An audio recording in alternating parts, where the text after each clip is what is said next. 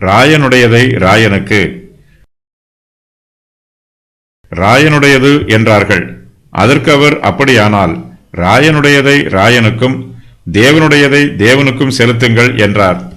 ராயனுக்கு வரி கொடுக்கிறது நியாயமோ அல்லவோ என்று பரிசேயரின் சீஷரும் ஏரோதியரும் இயேசு கிறிஸ்துவிடம் கேட்கிறார்கள்.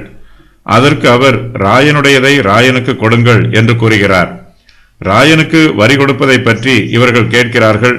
ஆனால் இயேசு கிறிஸ்துவோ ராயனுடையதை அவனுக்கு கொடுங்கள் என்று கூறுகிறார். ஒருவர் ஒரு நிர்வாகத்தை பெற்றுக்கொள்ளும் போது அதற்குரிய கடமைகளை நிறைவேற்ற வேண்டும். ராயன் ஜனங்களிடமிருந்து தனக்குரிய பணத்தை பெற்றுக்கொள்ளும் போது அவன் தன்னுடைய பொறுப்புகள் அனைத்தையும் நிறைவேற்ற வேண்டும். ரோம பேரரசுக்கு உட்பட்ட ஜனங்கள் தங்கள் தேசத்திற்கு செய்ய வேண்டிய கடமைகள் அனைத்தையும் குறைவில்லாமல் செய்ய வேண்டும். ராயனுடையது எதுவோ அதை அவனுக்கு செலுத்த வேண்டும். இயேசு கிறிஸ்து இவ்வாறு பதில் கூறுவதனால் யாரையும் குற்றப்படுத்தவில்லை. தம்மை ஒரு நியாயாதிபதியாக அவர் இங்கு காண்பிக்கவில்லை. ஜனங்களை இரண்டாக பிரிப்பவராகவும் இயேசு இங்கு தம்மை வெளிப்படுத்தவில்லை. ராயனுடைய அதிகாரத்தை குறித்து இயேசு கிறிஸ்து எதுவும் கூறவில்லை. அதே வேளையில் ஒரு தேசத்தின் ராஜாவுக்கு அந்த தேசத்து ஜனங்கள் கீழ்ப்படிய வேண்டும் என்று தெளிவுபடுத்துகிறார். இயேசு கிறிஸ்துவின் இந்த பதில் உரையினால் ரோம பேரரசினர் இவர் மீது குற்றம் சுமத்த மாட்டார்கள். இயேசு கிறிஸ்துவின் பிரதியுத்தரம் ராயனுக்கு சாதகமாக இருப்பதினால் அவர்கள் இயேசுவின் மீது நன்றி உணர்வோடு இருப்பார்கள்.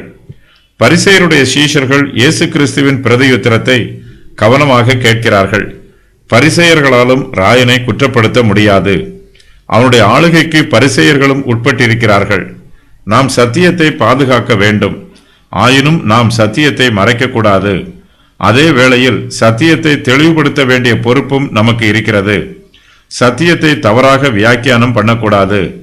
இயேசு கிறிஸ்துவின் சத்துருக்களுக்கு அவருடைய பிரதியுத்தரம் ஆச்சரியமாக இருக்கிறது. பலர் தங்களுக்கு நியமிக்கப்பட்டிருக்கும் கடமைகளையும் பொறுப்புகளையும் சரியாக நிறைவேற்றாமல் தவிர்த்து விடுவார்கள். தங்களுடைய கடமைகளை ஏன் செய்ய வேண்டும் என்று விவாதம் பண்ணுவார்கள்.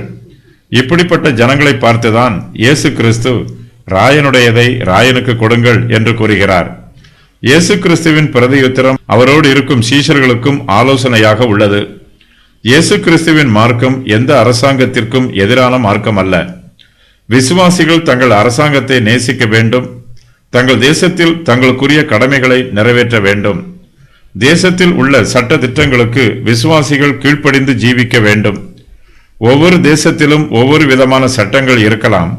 அந்தந்த தேசத்தில் வசிக்கும் விசுவாசிகள் அவர்களுடைய தேசத்தின் சட்டங்களுக்கு மதிப்பு கொடுத்து அவற்றுக்கு கீழ்ப்படிய வேண்டும்.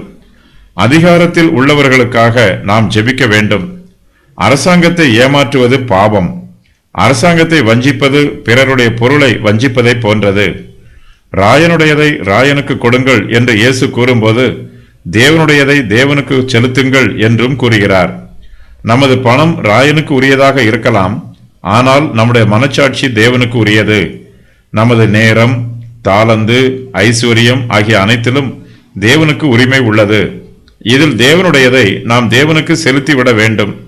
ராயனுடையதை ராயனுக்கு செலுத்தும் போது தேவனை மறந்துவிடக்கூடாது. அதுபோலவே தேவனுடையதை தேவனுக்கு செலுத்தும் போது ராயனையும் மறந்துவிடக்கூடாது. சில சமயங்களில் ராயனுடைய கட்டளைகள் தேவனுடைய கட்டளைகளுக்கு முரண்படுவதற்கு வாய்ப்புள்ளது. இப்படிப்பட்ட சூழ்நிலைகளில் மனுஷருக்கு கீழ்ப்படிவதை பார்க்கிலும் தேவனுக்கு கீழ்ப்படிவது உத்தமம். இயேசு கிறிஸ்து தமது தெய்வீக ஞானத்தை இங்கு வெளிப்படுத்துகிறார். ராயனுக்கு உரியதை ராயனுக்கு செலுத்த வேண்டும். அதே சமயத்தில் தேவனுக்கு உரியதை தேவனுக்கு செலுத்த வேண்டிய கடமை நமக்கு இருக்கிறது. ராயனுக்கு வரி செலுத்த வேண்டாம் என்று கூறியிருந்தால் ஏரோதும் ஏரோதியரும் இயேசு கிறிஸ்துவை விரோதியாக பாவிப்பார்கள். அதே வேளையில் ராயனுக்கு வரி செலுத்த வேண்டும் என்பதை மட்டும் இயேசு வலியுறுத்தி கூறினால் யூதர்கள் அவரை வெறுப்பார்கள். இயேசு ஞானமாக பதில் கூறினார். தேவனுடைய ஞானம் வெளிப்பட்டது.